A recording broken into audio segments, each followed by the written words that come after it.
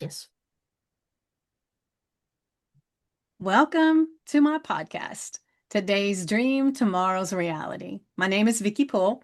I'm a master transformational coach and hypnotist specializing in habit change.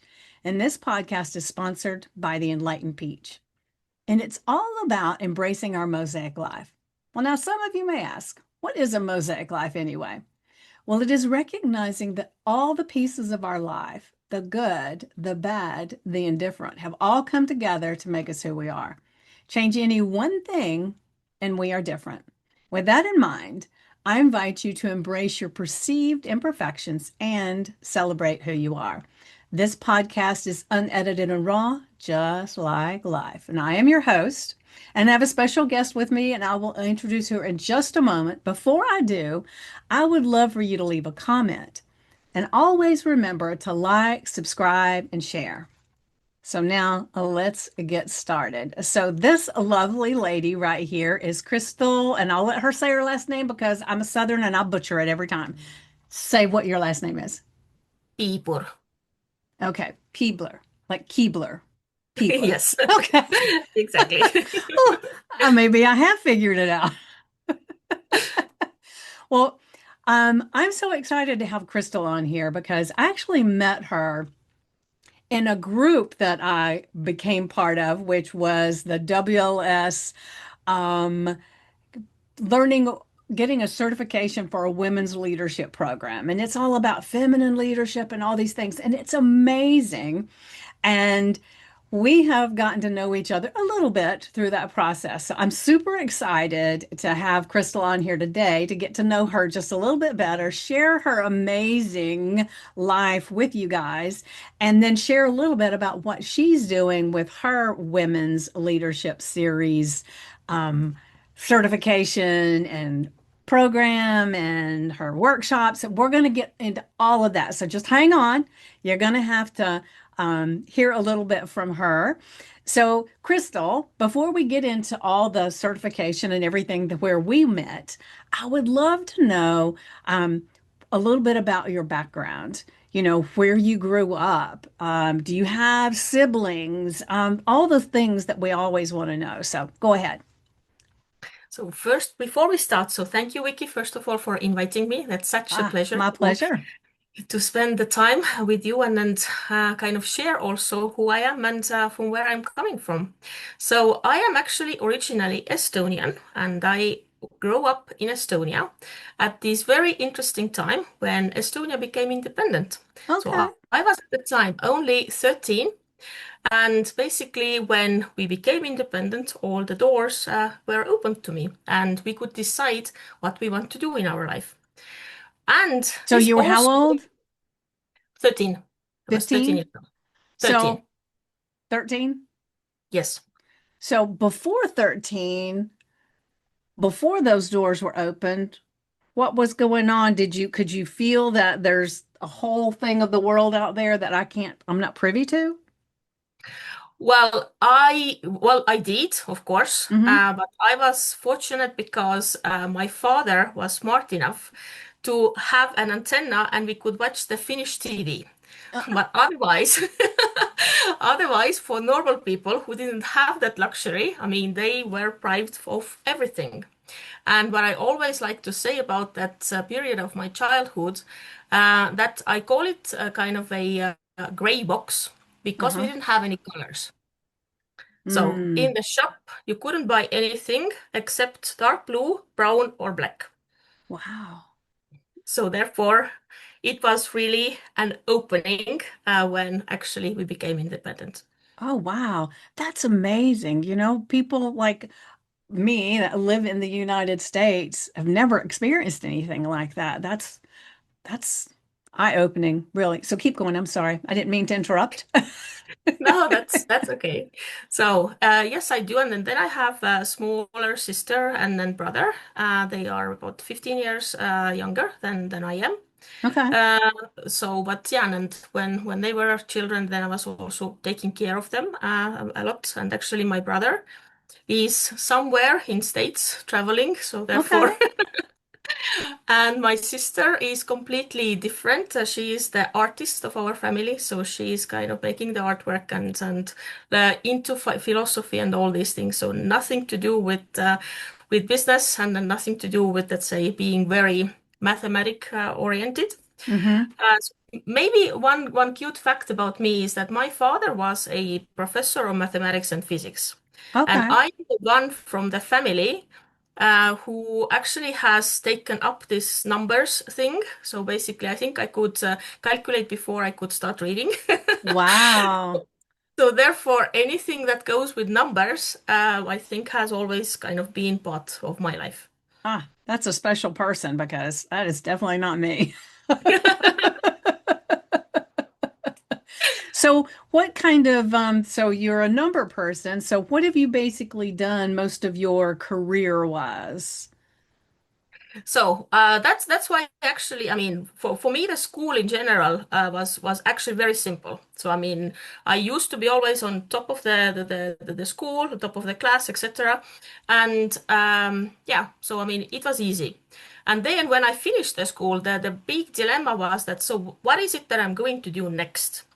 Because if you are kind of good in many subjects, then actually the decision is relatively difficult to make. And this is why at that time we had one only American university in Estonia, which opened the affiliate. And this is where I went, and I went to study economics and then finance. Okay. And the number journeys kind of continued.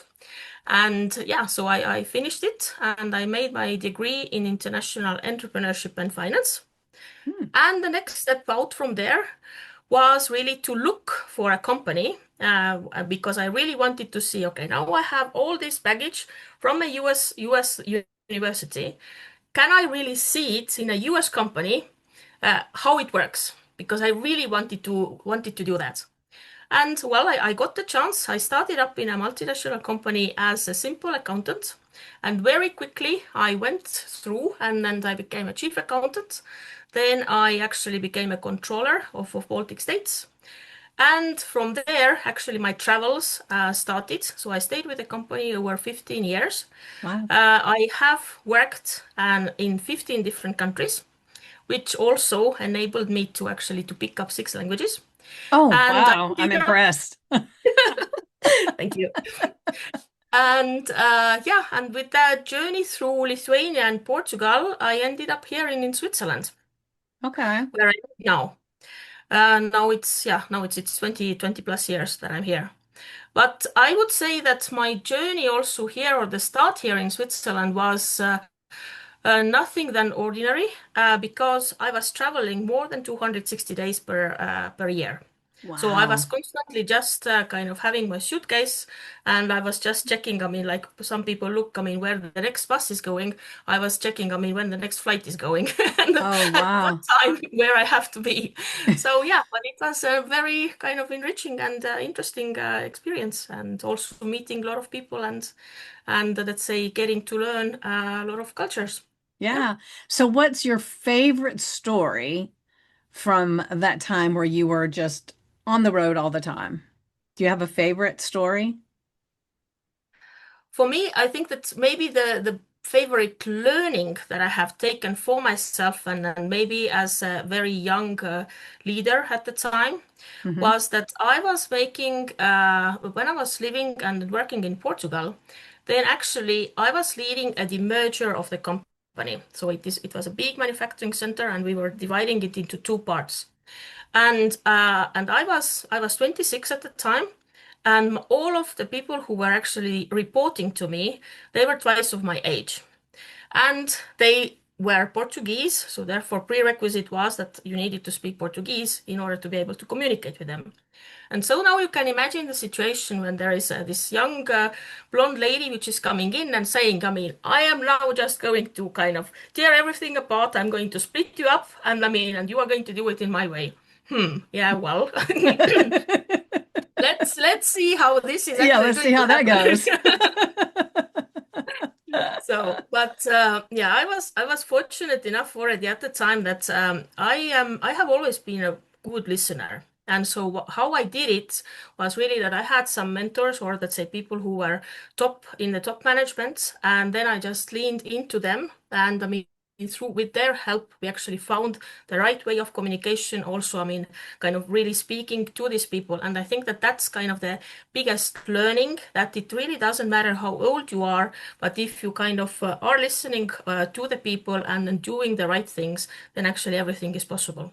So yeah, Yeah. that's kind of one of the stories, Yeah. if you want. Beautiful. I love that. So are your parents still living? No, unfortunately, no. I mean, all my parents have passed away, and my Hmm. mother actually passed away when I was very small. So How this old is were kind you? of, I was only two. Oh, wow. Yes. So I was Oh, I was raised by grandparents. yeah. They were very close to me, and then they were extremely caring. So I mean, I kind of am Yeah. a child of grandparents. Yeah. Well, I know that's hard. My daughter lost her father when she was 7. And so there's different phases of that happened in her life that bring it all back a lot more, and that I took her to grief counseling, and the grief counselor told me that, when she graduates from high school or college or wants to get married or go to prom, whatever it is that she would have imagined her dad being there with her, that she would go through these grief stages in a different way. So since you were so young, do you think that you had something like that happen, or was it because you were so young, it just felt like this is the way things are? I'm just No, curious. no, not at all. I mean, for me, not having a mother had a very, very significant part in my life because I mean, we always, I mean, first of all, in a certain point in time, we start asking the question that say why everybody else has a mother and then why you don't have it, even Hmm. though my grandmother was always there, and that's a female figure, but still, it is not the same. So Right. and I had, let's say, I think that when I was um, younger, for me, this let's say triggered more of trying to be accepted by other people, or I mean, this lack of having a mother who is kind of giving you this soft cocoon where you can just kind of go in and then somebody is kind of taking care of you. So I Hmm. think that for me, it was kind of like searching much more or for acceptance from the other people because I was just missing that part. I mean, Yeah. even though my grandparents were exceptionally nice, but I mean, still there is always this little small missing part Yeah. that kind of stays there. Yeah. I was And just all and of a the, sudden that was and just curious about that. So say that again. And I think that the second part of it was maybe that was also the trigger why I was always striving to be, well, maybe not the best, but at least do my utmost best so Hmm. that, nobody could really point the finger at me. I mean, I know that maybe this sounds silly, but I think that that was also one of the triggers, kind of, it's a self-protection part that you're trying to protect yourself and kind of do not have any spots that people can actually point you at. Yeah. Yeah. That's interesting. Yeah. I can see that. I can see that. So how does that play in your life now? Do you feel like it still plays a part in your life now? Well, it did until let's say 2, 3 years ago. But Hmm. what happened to me was that just after COVID, and whilst I was making the change to move from let's say offline to online business, Hmm. so I had a chance to work with a couple of coaches, and I think that that specific barrier of let's say needing to be always the best, or let's say being like this perfectionist and overachiever. I think that that was the moment when, by working with these people, I actually managed to kind of break it through or open it up and say, okay, I mean, you need to understand that. I mean, if you are doing your 70%, this is maybe 150 for another person. So kind of stop punishing and then pushing yourself constantly over the limits because actually it is completely not needed. And they Right. were right. Yeah. Yeah. Beautiful. I'm glad you had that help because one of the worst things is to constantly feel like you are on and you can't just be yourself. You can't just relax. You've just got to drive, drive, drive, drive. And over time, that really does hinder us from our creativity, our um, just our mental capacity to just be. I mean, there's because it's so important to be able to relax and let go. So I love that for you. Yeah. Yes, and I think that the COVID time was also important in that sense that for me it was a big change. I mean, Hmm. I used to be someone that's say very comfortable speaking on the stages, and I mean I was constantly public speaking in front of big crowds, and especially also in my corporate world. I ended up being a supply chain controller for 10 manufacturing entities. So, I mean, and I was presenting big financial numbers and results, I mean, in front of big audiences. And then suddenly, when all of that is cut off, I mean, basically, you are not anymore, you cannot go to companies and speak to people, and you just kind of find yourself in this small, let's say you're in your office with your computer, and it's like, okay, so how do I find these people now? I mean, Yeah. what what is going to now happen? I mean, and so on. I think that that was also a kind of a period of really reinvention. And Mm-hmm. well, for me, let's say one of my, I think that a lot of people say that that's my key quality is that I always look at the positive side. So I always see the glass half full rather than half Mm-hmm. empty. And then I took the time, really the calm time or the space time for really to work with myself and with me and really kind of get into the mindfulness state so that I got the space and I actually got also the understanding is that what is it that I want to do in my life or what is it that I want to deliver and provide the other people who are around me, regardless if I'm like sitting next to them or if we are just speaking over the, let's say, online, like we are doing it today. Mm-hmm. Mm-hmm. And so, and I'm happy that I had this time and this possibility to actually to reflect. Yeah. And I think that this is kind of the starting point of me being who I am today. Yeah, beautiful. And just from what I know of you, I love who you are today. So I'm glad you had that space to have that all happen. And and for me, like as bad as COVID was, it gave me so much clarity and so much freedom to think about things differently. When everything shut down. I'm imagining it shut down the same way as where you were as it did here in the US. It was like one day we knew that things were, oh, there's stuff going on. And then I got a notification, you got to close the doors. You can't do hair anymore because I was doing hair at that time. And it was like, oh, what? I can't do hair. And I was also a hypnotist, and all the hypnosis was in person. And so suddenly it was like what you were facing. It was like, oh my gosh, now what do I do? I can't do people's hair. I can't do hypnosis. So how do I make this work? And that's when I started doing hypnosis online. And now I very rarely do it in person. People prefer it online because they don't have to travel and get in the traffic and all that stuff. But I think you and I are a lot alike is that I'm always looking for the bright side on whatever's happened. What's the lesson that came out of it? How did it better my life? Even if it might have only been that big, how did it make my life better? One of my friends will say something sometimes. She'll say, okay, Vickie, I don't want your rose-colored glasses. Just let me complain for a minute. Okay, go ahead. That's so cute. I know, I know. Um, so let's go ahead and the some of the stuff that you've got going on now. Now you and I both just took the certification and everything. And so for those that are listening or watching, they don't really know what we're talking about. So do you want to go ahead and just share a little bit about what that is, why the certification was important to you, and what you feel is coming from it? Yeah, sure, of course. So when I first, when Nicole, who is the author of the Women Leadership series, invited me to participate, I mean, I was of course very intrigued in a way, but also very much in to the opportunity because I had personally a feeling that even though I have studied and learned a lot, that I was kind of going towards more and more towards leadership and also mentoring people and so on and so forth. So therefore, I thought that, I mean, definitely it would be worthwhile at least to do this program and see what I can really kind of take as my takeaways. And as you know, I mean, this program is 10 weeks long.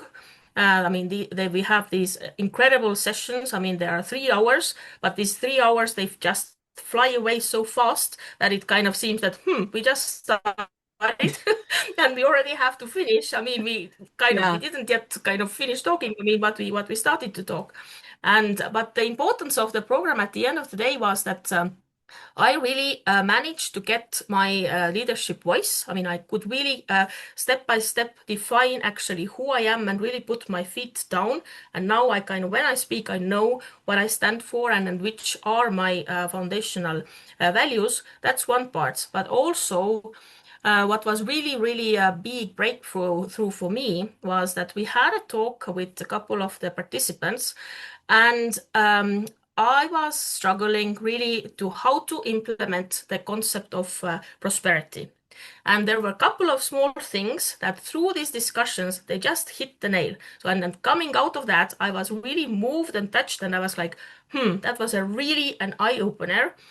And since then, I mean, I have taken all my courage and moved the things forward, and everything is now kind of coming together like a picture of the puzzle. So I'm really grateful, and without this program, I actually could not have done it. Oh, So that's beautiful. that's for So me. I'm curious, you've done opened the Pandora's box here. So what was it that was about prosperity, or what was that just kind of like light bulb moment? Do you remember? Yes, yes, of course. I mean, so basically the thing was that, I mean, in order to deliver prosperity, so we need some means. I mean, Right. Yeah. a lot of times, I mean, what we say, okay, everything comes down to money. Well, the question is it really always about money? Maybe we are just doing or thinking about things not in a right way so that we cannot put these material needs together. And for me, what came out of that discussion was that I needed some people. Okay. And You normally we always say, okay, you if you did need what some now? people. Say that again. You So normally what we always say is that we need some people. right. Okay. So, but when we need some people, we always think about people whom we need to hire.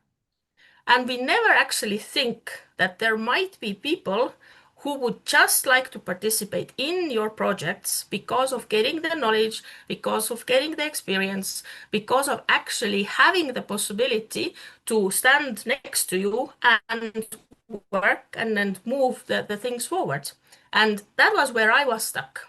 So basically, my key was to understand that if I get some interns or so, let's say people who really want to understand the processes that I'm working with, they are actually willing to come and help me. Yeah. And that kind of moved the things forward. Yeah, so similar to years ago, people didn't just get jobs. They worked as an apprentice under someone till they learned the skill enough to go do it on their own. So it's like you're allowing somebody to gather that skill that they can't Yes. just learn because it's not going to fall out of the sky.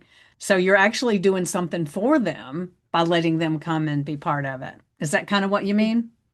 Yes, exactly. Because I mean, especially where I am here in Europe, I mean, if you do not have here, you cannot really get the real job if you don't have any previous work experience. So you see, it's kind of contradictory. You Yeah, need an experience yeah, uh, because, I mean, and who wants to take you on if you actually do not know, I mean, how to work? So, I mean, right. that's always the thing. So, yeah.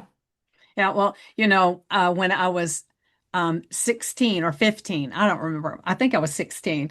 I kind of ran into that same thing. I wanted a job, but everybody would say, "Well, I can't give you a job because you haven't had a job before." And I said, "Well, who's supposed to give me my first one?" I ended up working for an amusement park, Six Flags Over Georgia, and which was a very difficult job, not fun at all. In order to have one thing down that I could say, yes, I've held the job, and then it was like, okay. But to me, it was always the most bizarre thing is you have this prerequisite. You got to have a job before you can work for me. And if everybody feels that way, eh, it doesn't work. So I'm glad you've got this idea of having some people come in and kind of be under your wing a little bit so that then they will have a job and they will have the ability to learn things to better enhance their life and whoever they work for next. That's Yes, beautiful. exactly. And actually, people, I mean, couple of people who worked with me, I mean, they are extremely satisfied and extremely happy, and they did move on, and they got kind of a job, let's say. But it was again, I mean, actually, the employer, they contacted me and they asked for the references, and they had kind of an interview with me to make sure that this person who is going to step into the position is actually having the qualification. So, I mean, I'm kind of a little bit proud about it as well, Yeah, to I be would be to be too. very honest. You should be proud of it. I'm telling you. All right, so let's just think. So you talked a little bit about the Women's Leadership Series and why you wanted to do it and some things that came out of it. And now for me, it was like I had a little bit different experience. I didn't even know Nicole. I had never seen her before. My friend Christine, who's actually part of the group, you know her. She got on the call with me and she said, "You know what?" She said, "I just had this lady on my podcast and she's got this amazing group and everything. And I think this would be great to get a certification. Do you want to do it?" I said, "Yes." And it was just because she said something about it, right? But I kind of felt a little bit like I'm an entrepreneur. I've never been in a corporate environment other than working for a corporation, but way down the ladder, you know. Um, and so I wasn't really sure how it would go for me. But the cool thing was, is that when I would speak up and I would give my opinion and I would say things, it was like a few times it was like, oh, they're going to think, well, she's in the wrong place, you know. But I loved the way this group of women from all over the world just kind of come together and they gain knowledge from each other, and nobody is ever put into a position where you're in the wrong place, you don't belong, or anything like that. It's just like this cocoon of women that just want the best for everybody. And I mean, I just can't speak highly enough of it because it was amazing. And I love that we, as getting our certification, are becoming facilitators to do this for others. And so I know you've got a workshop that's going to be coming up, and then you've got the actual program coming up. Do you want to talk a little bit about your workshop, when it is, what it's about, that kind of thing? Yeah, sure, of course. So, I mean, the first workshop is actually this week, so it is on the 2nd of October. And we are going to elaborate on resilience. So, how to actually set that says the stage for the resilience, how to set the boundaries, how also to protect your energy, because it is extremely important when we speak about women and about our leadership journey. Because I mean, most of the times we tend to actually invest so much and we are actually draining ourselves. So the first workshop is really going to have just kind of a small taster of the whole program. And then, so this is on the 2nd of October. It is 10 MST time, 6 o'clock CAT time, and 5 o'clock UK time, and I think it's noon US time, so Okay. ET time. And then the whole program, the first cohort starts on the 16th of October. And this program then is, first of all, by application. So we just also want to guarantee that all the women who are actually choosing to join us, we first have an interview and we speak to each other and we see really that the person has the kind of the goals and objectives, the ones that the program is actually going to provide. And then, I mean, they will roll in and we will start as of 16th of October. And then it is on weekly basis on Thursday, then according to your time zone, and for 3 hours. And well, I am more than excited about it and to start facilitating it because that was an incredible experience for me and also for you. Mhm. But yeah, I mean, having the new ladies joining and going through this experience, it's going to be just amazing. Yeah, and I've got a funny story about me with that is when I filled out the little form with Nicole, I have this terrible habit of I don't check my email all the time, and I hate to admit, let me look and I'll tell you real quick how many emails do I have right now. and I know you're a numbers person, so don't pass out or anything. I got 45,000 Gmails right now Wow. Okay. showing. Okay. So when I say things get lost, they get lost. All right. And so I didn't see her email. And then all of a sudden, there was this message that popped up that I saw when it first popped up, and it said that the deadline had passed and everything. I thought, holy smokes, the deadline passed. And I called Christine and she said, well, I don't know. She said, I maybe you've still got more time. I said, it said the deadline had passed. And I was so upset. And Christine said, well, just message her, message her. So I messaged her and I messaged her and I messaged her. And it was like, oh, please, please, please let me be part of this thing. And it was the funniest thing because I was begging and pleading and all this stuff. And Christine was even getting in her ear on the other side, Vickie would be a valuable person to put in this. So I was so excited when I got the message that because of all that, she's went ahead and let me come into the program. So to me, it was such a valuable thing that I was so upset that all of a sudden it looked like I wasn't going to get in and I was going to have to wait till the next cohort, which I didn't know when that would be. And so I'm just telling everybody this because when you get the opportunity to do it, no matter what, check your email, make sure that when it says, you're in, but you got to do this. You do it in timely manner so that you don't have to do like I did and be frantic and scared and nervous and anxious that you're not going to make it. Because I was just super grateful that she went ahead and allowed me to come in. So then we got in on our little conversation, and I think it was I hadn't even had the conversation yet with her. It was like the email to set up the conversation. I missed that one, I think was what it was.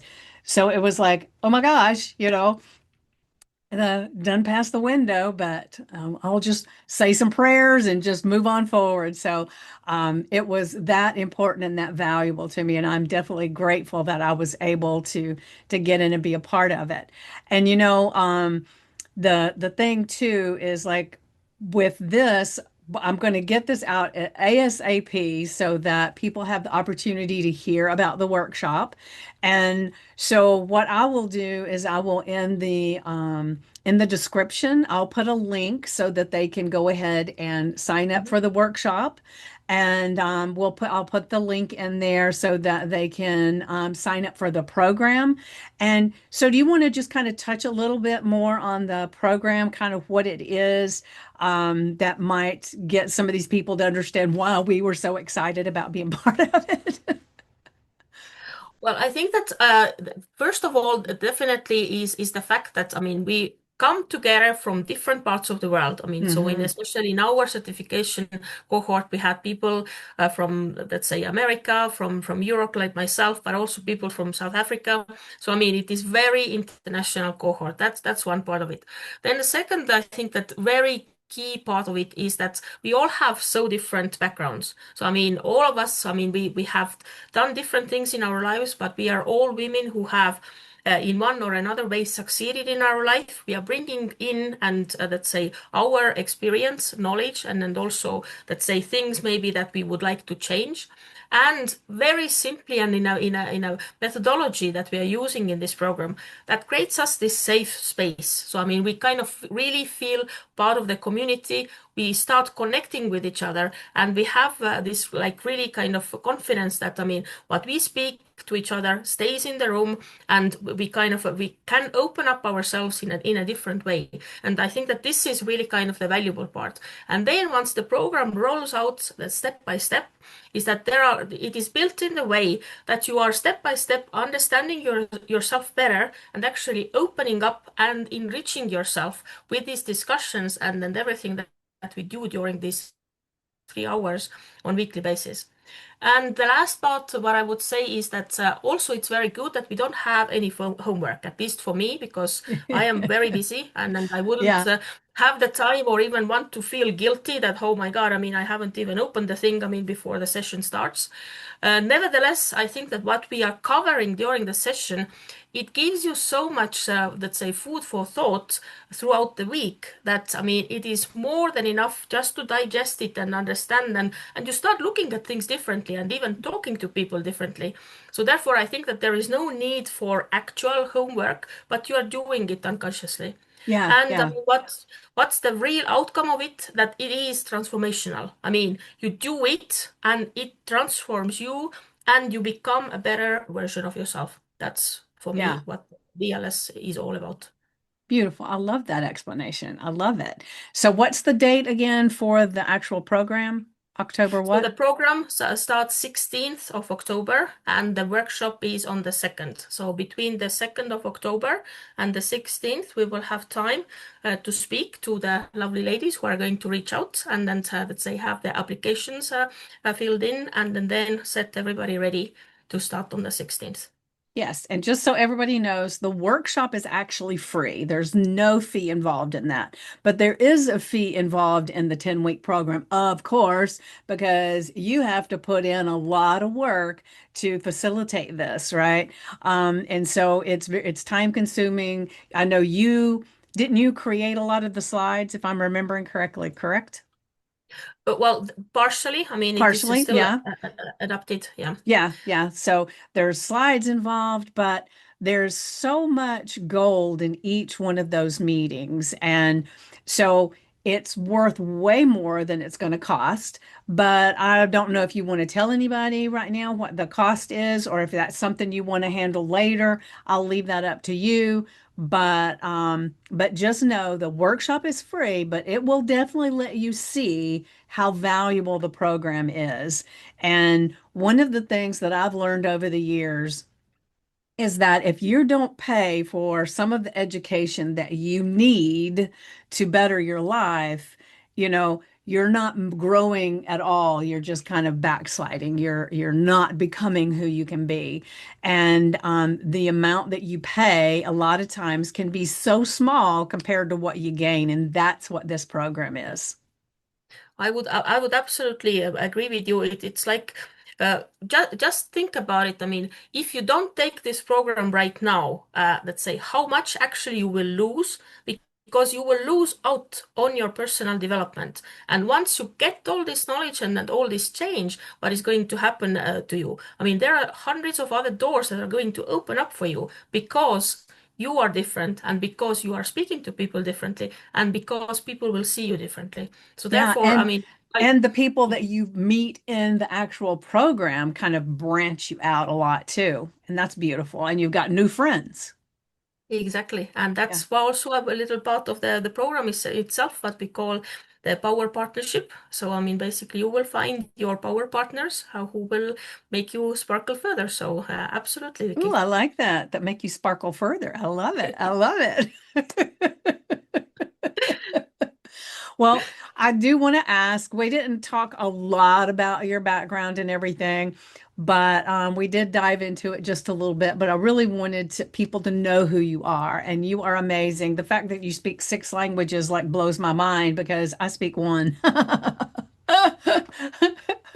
And there's so many times I've wished I had been in a place where I was exposed more to other languages, so that I could have just kind of grabbed onto them. And it sounds like that's what you did because you were in these different places that it was like sink or swim kind of thing. You got to speak it or you just can't communicate. And so I love that about you.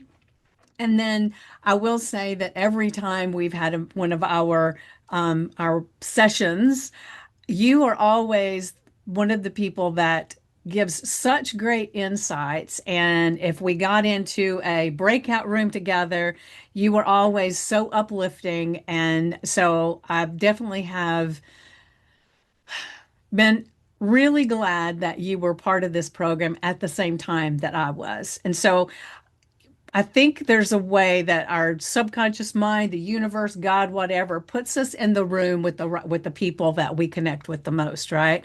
So if anybody's watching or listening that is thinking, "Oh, this might be good," jump on it, because what's happening is your subconscious mind is saying the group that is going to be there is the group that's going to help you expand your life in a way that you can't imagine. If you wait until later, it'll be a different group. Now, not to say it wouldn't be a good group, but there's something about this group that they need. Um, so, like I said, we will have the links in the show notes. But with all of that said, is there anything that I haven't asked you or that you've wanted to say about either yourself, the program, maybe some kind of inspiration for someone? Is there anything that you want to share before we stop? Yes, there is one thing. So, I mean, Okay. I just want everybody to know that my mission in my life, or my vision rather than mission, is to bring 1 million more smiles around me.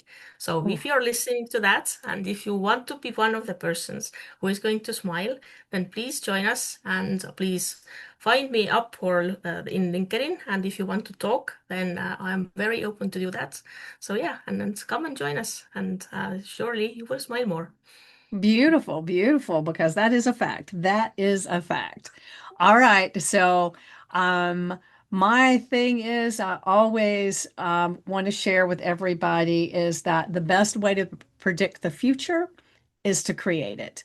And I can't remember who said it. I've gotten different views from different people, but I need to really look it up. But anyway, it doesn't matter. It is the truth. And so we can be in control, and this is a beautiful place to start. So thank you so much, Kristel, for being here. And thank you all who are watching or listening. Remember to like, subscribe, and share, and then check out the links.